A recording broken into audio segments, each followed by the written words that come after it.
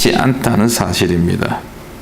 그래서 어떤 이는 말합니다. 아이고 이제 부흥은 끝났다 하는 자조적인 어투로 말을 하기도 합니다. 정말 여러분도 이게 동의하십니까? 더 이상 이 나라 이 땅에 부흥은 없습니까? 아니죠. 예. 우리는 지금도 부흥을 소망하며 살아가야 합니다. 더 이상 부흥이 일어나지 않는 게 아닙니다. 부흥이 일어나지 않는 것은 우리에게 무엇인가 문제가 있기 때문에 부흥이 일어나지 않는 것이지 하나님의 능력이 제한받기 때문에 되어진 것 아니고요.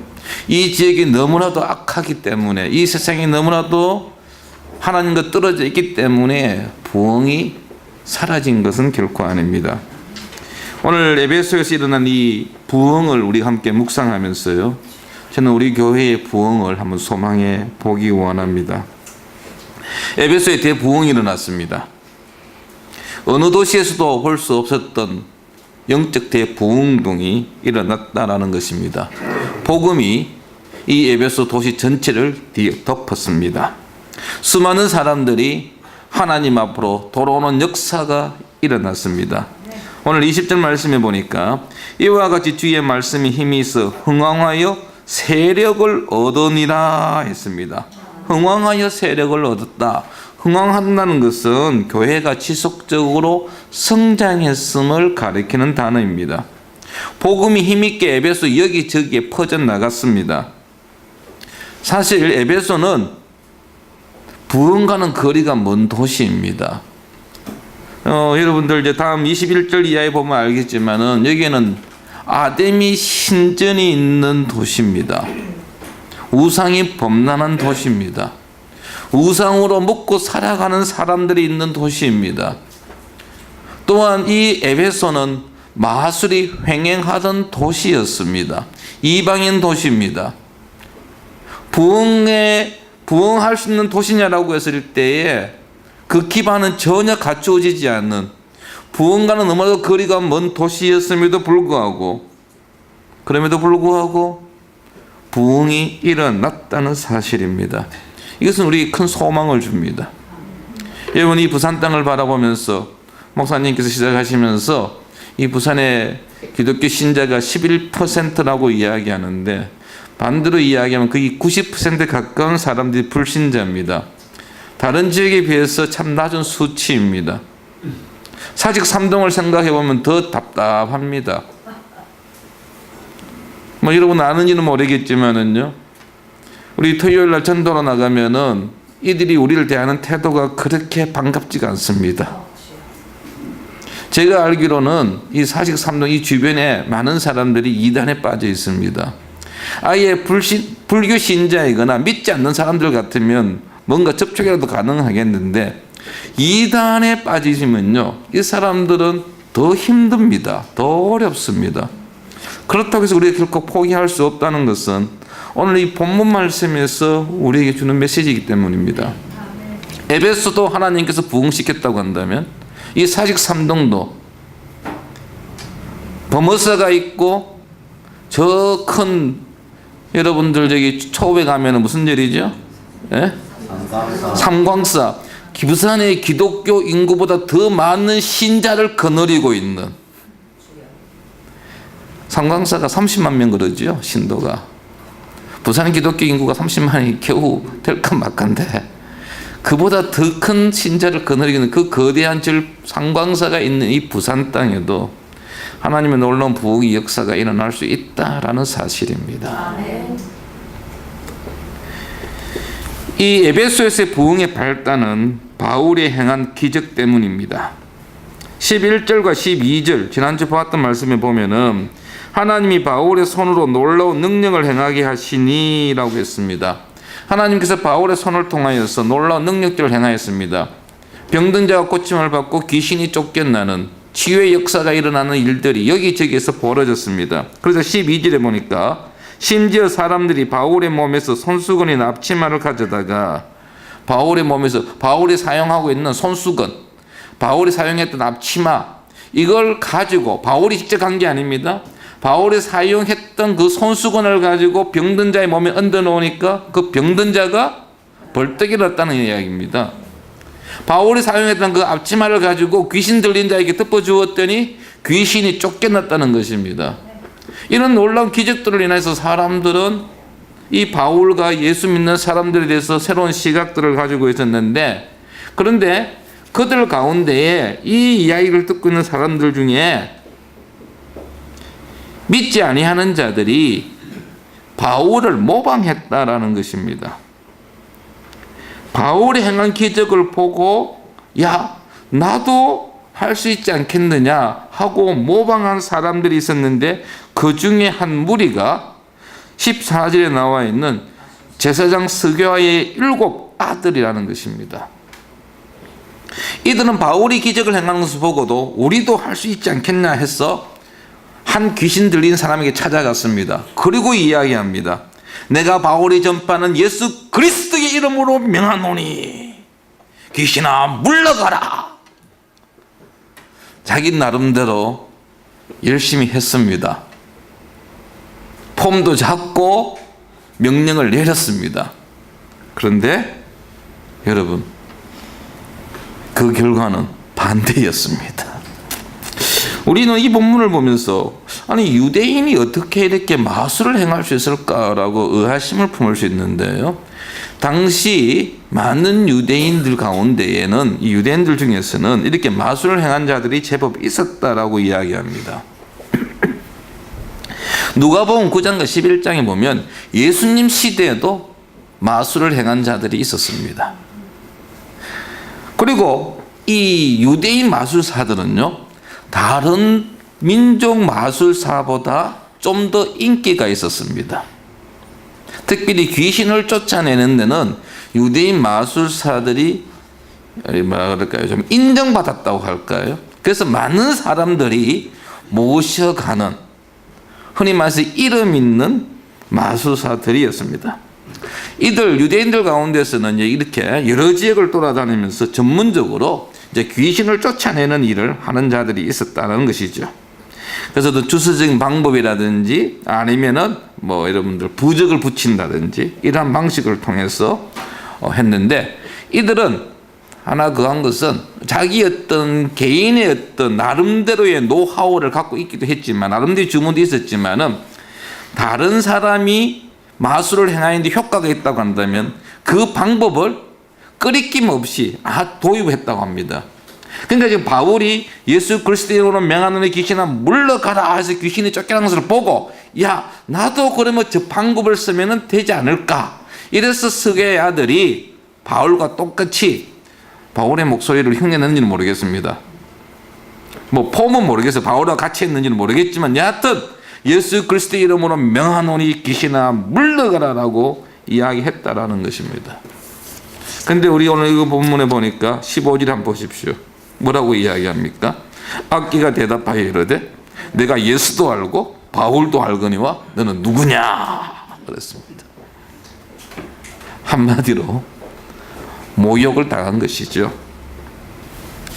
여러분들, 이게 스게의 아들 그랬는데 스게아가 제사장으로 되어 있는데, 당시 제사장 명부에는 스게와라는 이름이 없다고 말합니다. 이것을 볼 때에 이 사람들은, 이 7 아들은 자신들의 어떤 존재감을 드러내기 위해서 이 제사장이라는 것을 하나 사칭한 것이 아니었겠는가 한번 생각을 해볼 수 있는데요.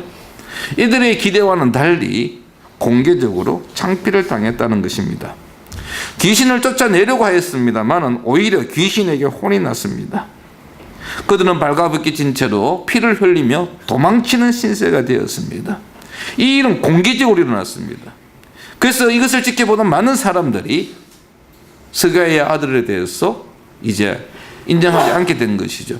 아마 이 스가의 7 아들은 더 이상 어디 가가지고 자신들을 마술사로 아마 내세우지는 못하지 않았겠느냐 하는 생각도 해봅니다. 이 스가의 7 아들이 예수님의 이름으로 귀신을 쫓아내지 못했던 것, 그것은 바로 그가 이 바울이 행한 능력에 대해서, 예수 그리스도에 대해서 오해했기 때문입니다. 그들은 바울의 능력이 어떤 주문이나 예수 그리스도의 이름이라는 주문이나 어떤 마법, 행동의 어떤 제스처라 그럴까요? 모션이라 그럴까요? 그런 어떤 마법에서 오는 것이 아니라, 여러분, 바울이 행한 기적의 뒤에는, 배경에는 성령 하나님의 놀라운 역사심이 있었거든요. 귀신을 쫓아낸 것은 성령 하나님이신데 그 보이지 않는 성령 하나님을 스가랴 7아들은 알지 못했다는 것입니다. 그래서 겉으로 드러난 것만 보고 그대로 본받았다는 것이죠. 그들은 예수님을 개인적으로 알지 못한 자들이었습니다. 겉으로 드러난 것을 따라했을 뿐입니다. 왜 오늘날 그리스도인들이 능력이 없느냐? 모양은 있습니다. 외형은 갖추어져 있습니다. 그런데 실제적인 것은 아니라는 것이죠. 예수님에 관해서 아는 것과 예수님을 아는 것은 다릅니다. 여러분들 지금 원이얼 바이블을 통해서 매일매일 하루에 15분씩 말씀을 묵상하고 있습니다. 그 성경 말씀들을 쭉 읽어 내려가면은 우리는 성경에 대해서, 하나님에 대해서, 예수 그리스도에 관한 많은 지식들을 습득합니다. 그래서 모르겠습니다. 올 연말쯤 가가지고 우리 성경 퀴즈 대회 한번 합시다 하면은 아마 여러분들의 실력이 상당히 올라가 있기 때문에 퀴즈에 나올 문제도 좀 난이도를 좀 높여야 되지 않겠느냐 하는 생각도 한번 해봅니다. 그래서 여러분들 그런 성경 퀴즈나 성경 시험에서 90점 이상 받을 수도 있겠죠. 그러나 여러분, 예수님에 관하여 많이 안다고 해서 우리의 신앙이, 우리의 믿음이 함께 자라는 것은 아닙니다. 능력 있는 건 결코 아닙니다. 결론 부분에서 이야기하겠지만은 이 부흥의 능력이 말씀에서 시작되어졌거든요. 예수님에 관해서 우리가 아무리 많이 알아도요, 예수님에 대한 우리 체험적인 알미 없다고 한다면 아무런 의미가 없다는 사실을 기억하십시오. 하나님을 알아가는 거 필요합니다. 그러나 그것이 지적인 알미에서 끝이서는 아니 된다는 것입니다. 단순한 지적인 알면 어떤 능력도 발휘하지 못합니다. 우리는 말씀을 통하여서 예수님에 관하여, 하나님에 관하여 알아가는 것이 아니라 예수님 그분을, 하나님 그분을 우리가 알아가야 한다는 사실입니다. 스가랴 7아들의 이 사건은, 귀신에게 당하였다는 이 소식은 에베소 전역에 퍼지게 되었고 많은 사람들에게 큰 충격을 주었습니다. 그래서 그들은 오늘 말씀의 17절에 보니까 두려움에 빠졌다라고 되어 있습니다. 두려워하며 그들은 두려웠습니다. 도대체 바울이 누구기에, 하나님이 어떤 분이시기에 이런 일이 일어날 수 있느냐는 것이죠. 바울은 되는데 왜 스가랴의 아들, 아마 이 7아들도 나름대로 마술사 계통에서는 그래도 좀 인정받고 능력 있는 사람이라고 좀 여겨졌었는데, 근데 왜 그 사람 실패했느냐는 것입니다. 하나님께서는 그 예수 그리스도의 이름을 높이시고 에베소 사람들은 예수 그리스도를 찬양하는 결과가 나왔습니다. 바로 이것이 에베소 교회의, 에베소 지역의 대부흥의 시작입니다. 그런데 여러분, 이 부흥이요, 교회 안에서만 일어난 것이 아닙니다. 저는 이 말씀에 참 맞는 도전을 받았습니다. 부흥은 교회 안과 밖에서 일어납니다. 우리는 이 자리가 채워지는 것이 부흥이라 생각하는데 그렇지 않다는 것입니다. 먼저 여러분 18절 말씀을 한번 보십시오. 18절에 보시면 같이 한번 읽어보겠습니다. 믿은 사람들이 많이 와서 자복하여 행하니를 알리며 했습니다. 먼저 믿은 사람들이 달라졌습니다. 우리 아이가 달라졌어요. 우리 남편이 달라졌어요. 우리 부인이 달라졌어야 했는데, 믿은 사람들이 누굽니까? 바울의 전도에 의해서 이미 뭡니까? 교회 안에 들어와서 열심히 예수 믿는 사람들, 예수 그리스도 이름으로 세례받은 그 사람들이 달라졌습니다. 많이 와서 뭐 했다고요? 자복하고 자신의 죄를 고백하는, 회개하는 일이 벌어졌는데, 근데 그 회개가 말로만의 회복이 아니었습니다. 그 다음에 보면은요, 행한 일을 알리며 했지요. 이 행한 일이 무엇이냐 하는 것입니다. 행한 일, 행한 것은요, 말 그대로 자신 행한 건데요, 예수를 믿고 난 다음에 행한 일을 이야기합니다. 이 에베소 교인들이 예수님을 믿고 나서도 과거의 죄된 잘못된 습관을 버리지 않았다는 것을 보여줍니다. 좀 더 구체적으로 이야기하면은 예수님을 믿고 난 다음에도 교회 안에서는 하나님을 찬양하고 주님을 믿습니다 하고 기도하고 참 열심히 헌신하고 봉사하면서도 교회 바깥에 나가서는 과거에 믿지 않았던 시절의 행동을 똑같이 반복했다는 것입니다. 그걸 뭐 했다고요? 교회 안에서 다른 성도들 앞에서 고백했다라는 것입니다. 이런 모습은 오늘날 우리 주변에서 흔히 볼 수 있습니다. 예수님을 믿고 교회에서 직분을 받은 자가 이사할 때에 손 없는 날을 찾습니다. 윤달이 끼면은 자녀 결혼을 안 시키려고 합니다. 제 남동생이 윤달에 결혼했거든요. 그런데 5월달이었어요. 윤달이 양력 5월달. 예기장 가니까 텅텅 비었어요. 대접받으며 결혼시켰습니다. 왜 그러냐? 윤달이라서 손님이 없다는 겁니다.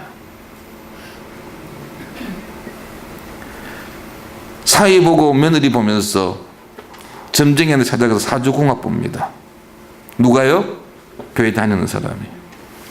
이거 사실인지 아닌지는 모르겠는데요. 이런 이야기가 있습니다.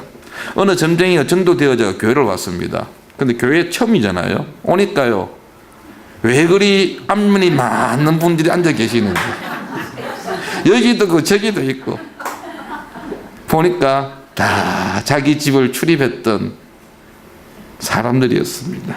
손님들, 고객들이었다고 합니다. 이런 광고도 붙어 있다고 합니다. 집사 환영, 장로 환영, 목사도 환영합니다. 무슨 간판이냐 봤더니요, 점쟁이 간판이랍니다. 목사도 점 보러 간다는 이야기를 듣고 제가 참 얼굴을 들 수가 없는데요. 이게 우리의 모습입니다. 제가 그냥 한 부분만을 이야기했는데요. 우리가 예수님을 믿고 난 다음에도 그리스도인이라고 이야기하면서도 버리지 못하는 잘못된 습관들이 얼마나 많이 있습니까? 그런데 이 에베소 교회 성도들은 그것을 과감하게 청산했다는 것입니다. 하나님하고 세상하고 그동안 양다리 그쳤습니다. 예수님 믿고 난 다음에도 양다리를 버리지 않았습니다. 떼지 않았습니다. 그러다가 이 스게아의 7 아들 사건을 지켜보고서 아하, 하나님은 살아계시는 분이구나, 우리가 정리해야 되겠구나. 그래서 그 부분들을 완전히 청산했다라는 것입니다. 이중적인 신앙을 버리고 온전한 신앙으로 돌아왔다는 사실입니다. 이러한 회개는요, 성경의 이야기만이 아닙니다. 1907년도에 평양에 대부흥운동이 일어났습니다. 그때 많은 사람들이 자신의 죄를 공중 앞에서 고백했습니다. 이게 대부흥운동의 시작이라고 합니다. 예를 들면은요, 자기 아내가 옆에서 듣고 있는데, 앉아 있는데요, 일어나가지고 공개적으로 교인들 앞에서 제가 다른 여자와 바람 피웠습니다. 여러분, 할 수 있겠습니까? 남전도회끼리 막 기도원끼리 맺었을 때는 이거 절대 우리 마누라한테 이야기하지 마십시오. 제가 제 죄를 고백합니다. 제가 바람을 피웠습니다. 이건 할 수 있겠죠. 아니면 가톨릭처럼 고해성사실에 들어가가지고 신부님 제가 고해성사하겠는데요.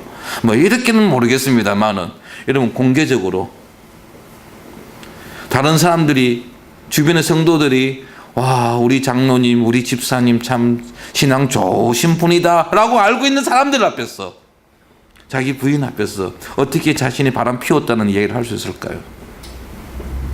이게 대부흥운동이 일어나서 나타나는 현상 중에 하나입니다. 어떤 여인은요, 자기의 아이를 죽인 이야기를 고백했다고 합니다. 청일전쟁 때 도망치다가 아이가 너무나도 귀찮아가지고 도망치는데 방해가 돼가지고 그 아이를 죽이고 도망쳤다는 그런 고백까지 했다는 기록이 있습니다. 진정한 부흥은요, 회개로부터 시작되어집니다. 어떤 사람은 자신의 잘못을 그냥 고백하는 것으로 끝나는 것이 아니라 보상하는 일도 있었다라고 합니다. 우리는 하나님과 세상 양쪽에 모두 다리 걸치는 일은 하지 않아야 할 것입니다. 다음으로 믿지 않는 자들의 변화입니다. 여러분 19절 말씀을 보십시오. 19절에 보면 또 마술을 행하던 많은 사람이 그 책을 모아가지고 와서 모든 사람 앞에서 불사르니 그 책값을 계산한 즉 은 5만이나 되더라. 아멘. 여러분 이 에베소에서 마술을 행하던 이 많은 사람들은 믿지 않는 사람들입니다. 교회 바깥에 있는 이방인들입니다. 그들은 마술 가지고 먹고 살아가는 사람들입니다. 단순히 카드 가지고 여러분 장난치는 그런 마술사들이 아니었습니다. 사람들에게 마술로 인정을 받았고 그 마술 생계를 유지하던 자들이었는데 근데 그들이 어떻게 했다고요? 자기들이 사용하고 있는 책들을 가지고 와서 다 불살라 버렸습니다. 그 책들은 자신들이 돈벌이에 사용했던 책들입니다. 그거 나가서 중고 아니면 여러분 옥션에 올려놓으면은요 상당한 가치가 있는 돈들입니다. 받을 수 있습니다. 근데 그거 포기했습니다. 얼마나 되냐 봤더니 은 5만이라고 했습니다. 이 은 하나가요 하루 1당입니다. 5만 곱하기 하면 약 140년 연봉입니다. 그러니까 뭐 1당을 뭐 5만 원 하느냐 10만 원냐에 따라서 가치가 달라지겠지만은요 대충 계산해봐도 몇십억입니다. 근데 그것을 포기했습니다. 다른 사람들 팔 수도 있었지만은 그들은 그렇게 하지 않았습니다. 불태워버렸습니다. 그것은 바로 자신들의 행동을 회개하고 자신들의 변화되어진 삶을 공개적으로 다른 사람들 앞에서 드러내기 위하여 이제부터 우리는 그리스도인이라는 사실을 선포하기 위하여서 취한 행동이라는 것입니다. 성도 여러분, 예수 그리스도를 따른다는 것은 비쌉니다. 결코 사지 않습니다. 하나님께서는 우리를 구원하심에 있어서 구원을 선물로 주셨습니다. 우리는 공짜로 받았습니다. 참 여러분들 좋지요? 공짜로 받으면 얼마나 좋습니까? 선물로 받았으니까. 그런데요, 구원받고 나서 예수님을 따르는 자로 살아간다는 것은 힘들고 어렵습니다. 대가를 지불해야 합니다. 시간도 노력도 에너지도 물질도 재물도 많이 듭니다. 그래서 어떤 사람들은 대형 교회를 선호합니다. 물론 그 교회에 프로그램이 좋아가지고 가는 분들도 계시지만은 편안한 신앙생활을 하기 가는 분들도 있습니다. 그냥 하나님 앞에 나와가지고 눈두장 뜬다 생각으로 뭐 11시 예배에 딱 앉아가지고 예배 한번 딱 드리고 하나님 저 왔습니다 감사합니다 하고 12시 예배 딱 맞으면 사라집니다. 그것도 그런 분도 좀 나은 것 같아요. 어떤 분은 뭡니까? 아침에 일찍 1부, 2부, 3부, 4부, 5부, 6부 예배 있으니까 한 7시쯤, 8시쯤 딱 와가지고 하나님 안녕하셨습니까? 하고 예배 드리고는 뭐합니까? 취미생활 하러 갑니다. 골프를 치러 가고 낚시도 하고 그리고 자기는 예수 믿는 사람이라고 이야기합니다. 하나님께서 자기에게 나는 예수님을 믿기 때문에 구원받은 자라고 이야기합니다. 정말 여러분 구원받은 자일까요? 아닙니다.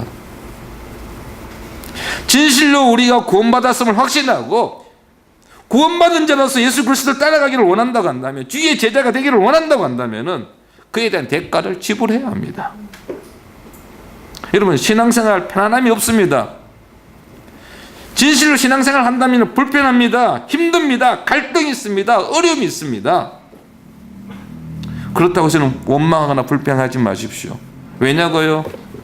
예수 그리스도께서 나를 위하여 우리를 위하여 당신의 생명까지 가장 귀한 소중한 생명까지 내놓았는데 조금 불편하다고 해서 조금 힘들다고 해서 뭐 그리 불평하고 원망할 수 있겠습니까? 교회 와서 함께 신앙생활 하다 보면 많이 부딪힙니다. 찔립니다. 아픕니다. 주님은 더 큰 아픔을 경험하셨습니다. 바로 저와 여러분 때문입니다.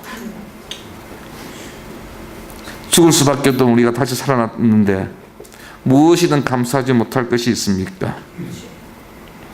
주님을 위하여 기꺼이 헌신할 수 있기를 바랍니다. 에베소 교회의 부흥은 말씀의 능력의 열매입니다. 바울이 2년 동안 두란노에서 열심히 말씀을 가르친 그 열매가 부흥으로 나타났습니다. 그래서 우리가 처음에 보았던 20절 말씀에 보면은 주의 말씀이 힘이 있다라고 했습니다. 그렇습니다.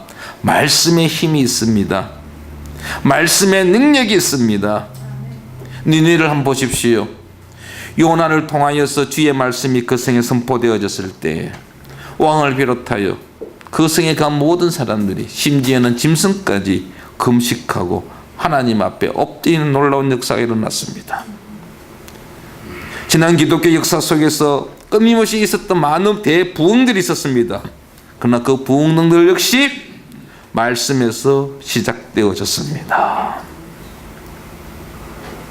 하나님의 말씀이 선포되어지고 그 말씀 앞에 한 영혼 한 영혼이 무릎 꿇을 때, 그 말씀이 역사할 때에 성도가 달라졌고 마을이 달라졌고 도시가 뒤집어졌습니다. 말씀의 능력을 의심하지 마십시오. 오늘 이곳에 주의 말씀이 선포되어지고 그 말씀을 아멘으로 받아들이는 성도가 있다면, 그 말씀 앞에서 자신을 돌아보고 진실로 회개하고 그 말씀으로 살기를 원하는 자가 있다고 한다면, 이 교회에, 이 지역에 에베소에 있었던 대부흥이 역시 오늘 이 시간 우리 가운데 일어날 줄로 믿습니다. 우리의 달라진 모습이 이 지역에 선한 영향력을 미치기를 바랍니다. 그들의 굳혀 있는 마음이 열려질 것입니다. 우리가 전하는 복음을 기쁜 마음으로 받아들일 것입니다. 우리의 수고가, 우리가 지불한 대가가 결코 헛되지 않을 것입니다. 이곳의 부흥을 꿈꾸며 이곳에 일어날 부흥을 우리 함께 목격하며, 그리고 그 부흥의 한 자리를 차지하는 우리 모든 성도들 되기를 축원합니다. 아버지 하나님,